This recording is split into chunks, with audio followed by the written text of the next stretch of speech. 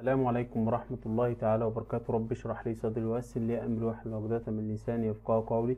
فكرة جديدة يا باشمهندسين، لو أنا عندي مثلا موديل اسمه بروجكت A، عندي موديل تاني اسمه بروجكت B، تمام، وعاوز أنقل حديد تسليح من بروجكت B لبروجكت A. طيب امتى بحتاج الفكره دي يا باشمهندسين؟ بحتاج الفكره دي يا باشمهندسين ممكن جدا ان المشروع يكون كبير جدا فيقولوا ان احنا هنشتغل قواعد الفاونديشن بالستارتر بار على موديل، وهنشتغل الاعمده على موديل تاني مثلا، تمام. فبحتاج ان انا الستارتر بار من الموديل ده للموديل ده. ممكن فكره تانية يا باشمهندسين ان انا عندي مثلا وليكن خمس ست مثلا مباني جنب بعض، او خمس ست فيلل، بس فيهم حاجات كتير مشتركه فيهم، مثلا وليكن قواعد مشتركه بنفس كل حاجه، بنفس التفاصيل، بنفس كل الديتيلز، تمام. طيب انا هحتاج يا باشمهندسين ايه؟ انا هحتاج يعني ستراكشر بلان هنا وستراكشر بلان هنا عشان اخد كوبي من هنا لهنا. طيب انا عندي ده وكده يا باشمهندسين، انسب حل ايه؟ انسب حل نفس اللي احنا كنا بنعمله، ان انا اجي من هنا كده يا باشمهندسين واسلكت عليه من هنا برضو، واقول له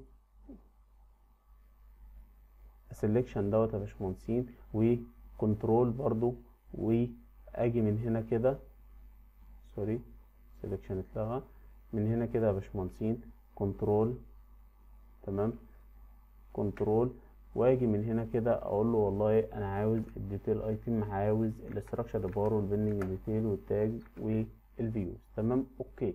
وباجي من الكي بلان هنا يا باشمهندسين، اكيد بقى مش باخد مثلا ممكن اخد كنترول سي كنترول في، مفيش اي مشكله، بس في افضل حاجه افضل يا باشمهندسين هنقولها دلوقتي. اكيد مش باخد كوبي، تمام، يعني مش باخد كوبي من بيس بوينت، لان انا هروح مشروع تاني باحداثيات تانية بكل حاجه، انا هنقل من مكان لمكان بس، تمام. فانت كل اللي هتعمله ايه؟ هتاخد كوبي من هنا كده يا باشمهندسين، وهتيجي من، انا خدت كوبي من بروجكت بي، هفتح بروجكت ايه، خلاص هو نفس المشروع بنفس كل حاجه. لو انا جيت من هنا كده يا باشمهندسين هلاقي الاين كرنت فيو مفتوح عندي عشان دوت ستراكشر بلان. اول لما اعمل كده يا باشمهندسين ايه اللي هيحصل؟ هيجي لي اوكي. ممكن يكون اصلا التمبلت ديت انا بنقل بس فيها حديد تسليح عشان يتعرف التاجات ويتعرف الربار والاقطار وكل حاجه، تمام. ايه اللي هيحصل يا باشمهندسين؟ اول لما افتح هتلاقي الانوتيشن ظاهره بكل حاجه، يعني انت كمان تقدر تنقل من موديل لموديل بنفس الطريقه. طيب لو نفترض ان الاتنين مثلا يا باشمهندسين، لو انا كنت قلت هنا كده، خلينا نقفل هنا كده، ونيجي من هنا يا باشمهندسين نقول والله انا عاوز، خلينا مثلا على القاعدة اللي بعدها،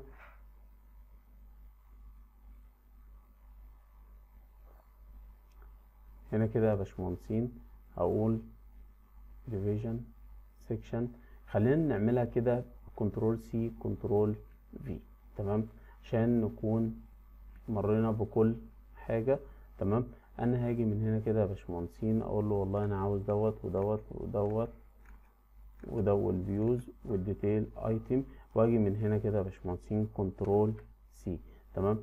اول لما باجي هنا كده كنترول في، ايه اللي بيحصل؟ اللي بيحصل يا باشمهندسين هو بيبدا يجيب لك بقى المستطيل ده، تبدا انت بقى تحطها بالظبط.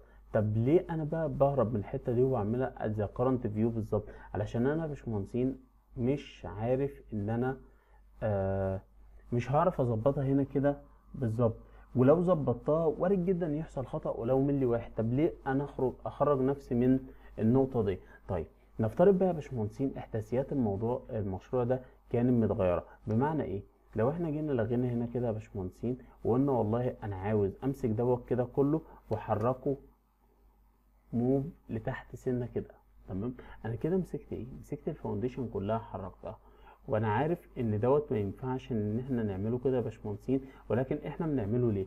والله انا حركتها لهدف واحد بس يا باشمهندسين. ايه هو الهدف؟ ان انا لما اجي من هنا كده،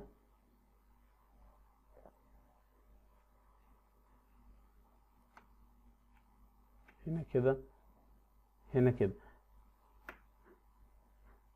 فلتر، اوكي، ديتيل ايتم ستراكشر بلان، تمام، واجي من هنا كده اقول له كوبي. لما انا اجي من هنا كده هل ينفع ان انا اقول له اد ذا كرنت فيو؟ اد ذا كرنت فيو، بصوا يا باشمهندسين، بصوا جابهم فين؟ ما عنديش اي مشكله ان هو جابها كده يا باشمهندسين. طب ليه ما عنديش اي مشكله ان هو جابها كده؟ هو جاب ايه؟ هو نقل الحديد بالربار بكل حاجه هنا. طيب انا ممكن اعمل ايه بعد كده؟ في الحاله ديت يا باشمهندسين ما ينفعش انقل الحديد بس، انا بنقل الحديد بالانوتيشن. طب ليه الحديد ما جاش اصلا؟ هو جات السكاشن بس وشويه الدوت والديتيل ايتم والكلام ده. طب ليه الحديد ما جاش؟ الحديد ما جاش عشان انا ما جبتش الهوست بتاعه، عشان انا ما جبتش الهوست بتاعه. طب خلينا اقول لكم نظبطها ازاي ونجيبها ازاي. تمام. انا هاجي من هنا كده يا باشمهندسين، هقول له والله انا عاوز من هنا كده، وديت في الحاله بس يا باشمهندسين ان انا عاوز اخد الحديد بالقاعده بكل حاجه في الناحيه التانية. تمام. هاجي من هنا كده واقول له اقفل لي ده، عاوز ديتيل ايتم بالدايمنشن بالسبوت اليفيجن مفيش مشكله، بالاستراكشر كولوم عشان الستارتر بار تيجي، بالاستراكشر فاونديشن بالاستراكشر ريبار، كل ده وكده يا باشمهندسين. دي مش هتهمني قوي، التاج برضو مش هتهمني قوي. هاجي من هنا كده يا باشمهندسين كوبي، وبعد كده اجي من فاونديشن لاي اوت هنا. لو انا عملت بقى اد ذا كرنت بلان، ايه اللي هيحصل يا باشمهندسين؟ اللي هيحصل طالما المشروع متحرك تمام، هي هتتكبر هنا. سوري، انا لما رجعت كنترول زد طلعت في نفس المكان. بس مفيش مشكله يا باشمهندس، ممكن ان احنا هقول لك الفكره في ايه. الفكره يا باشمهندس ان انت ممكن تيجي برضو من هنا كنترول فيو، هتلاقيها نزلت معاك مثلا هنا القاعده بكل تفاصيلها بكل حاجه. حتى لما اجي افتح الانوتيشن هنا هلاقي كل حاجه فيها مظبوطه، والانوتيشن وكل حاجه. ايه اللي بيحصل بقى بعد كده يا باشمهندسين؟ اللي بيحصل ان انت بتاخد بقى الحديد من هنا وتعتبر ان القاعده دي جوه المشروع مؤقتا، وتبدا تنقل في الحاجات التانيه. طيب لو عندي مشروع هنا رفت وهنا رفت، وبحاول لو واحد شغال لوكال مثلا وهنقل الحديد في السنتر، بتظبط نفس الاستراكشر بلان من هنا لهنا زي ما احنا ظبطنا هنا نفس الاستراكشر بلان. ذا كارنت فيو بينقل لك بكل التفاصيل. يعني دي منقوله يا باشمهندسين بالظبط. لو انا كنت نقلت الدايمنشن كانت اتنقلت كمان تمام، علشان هي نفس المقاسات بنفس الابعاد بنفس كل حاجه. كده يا باشمهندسين فهمنا برضو ان احنا ننقل ازاي من موديل لموديل، ولازم ننقل الهوست مع الحديد نفسه لو مش هيتنقل على نفس الهوست، يعني مش هيتنقل في نفس المكان. ما ينفعش حديد يكون في الهواء تمام، طالما بره الهوست هو مش هيتنقل. تمام. شكرا، دمتم بخير.